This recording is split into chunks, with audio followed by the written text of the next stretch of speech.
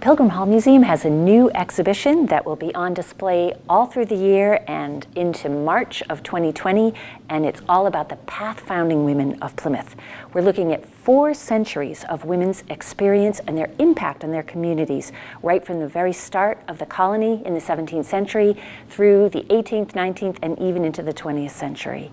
And we feel that sharing these stories really changes our understanding of that history, both the history of the early colony, which is something Pilgrim Hall Museum is known for, but also the history of every generation after.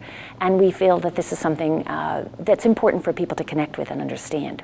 So what does it mean to think about women, for example, in early Plymouth colony? How does that change our view of the past?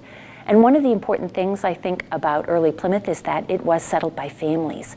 And all of the meaning that we gain from the experience of the people that lived through the hardships and the challenges of establishing a colony here, and also the hardships and challenges faced by the Wampanoag people who saw their thousands of years of way of life disrupted by this arrival. It really changes our understanding when we think about how women acted, reacted, and what happened to their lives during that time. So we're looking very specifically at some of the women and girls on the Mayflower. We're naming them. We feel they truly are path-founding women. And many of these women and girls had tremendous obstacles in their path. We're looking, for example, at the 5 teenage girls who are on the Mayflower. And girls survived at the most favorable rate of all of the colonists during the time of the early sickness in the colony. We're asking questions about why do we think that is? Why did children survive at a better rate? We may find answers when we look at how difficult it was for the adult women who came on the Mayflower. They died at the least favorable rate.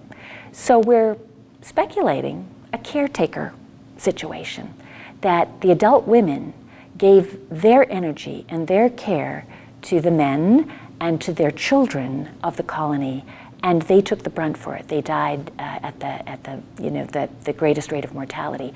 But the men survived, 50% of them survived, and a higher percentage of the children survived. So we feel that their sacrifice was successful and had an impact on the survival of the colony. And then we look at those teenage girls. Out of the 5 teenage girls, 4 of them actually were orphaned and lost both parents and other family members. And yet they went on to become really the successful establishers of a very long lineage here in American society, with many millions of descendants tracing their history back to these young girls who survived this colony. We also recognize the need to balance that with stories about the Wampanoag people and the Wampanoag women and girls that were here in early Plymouth.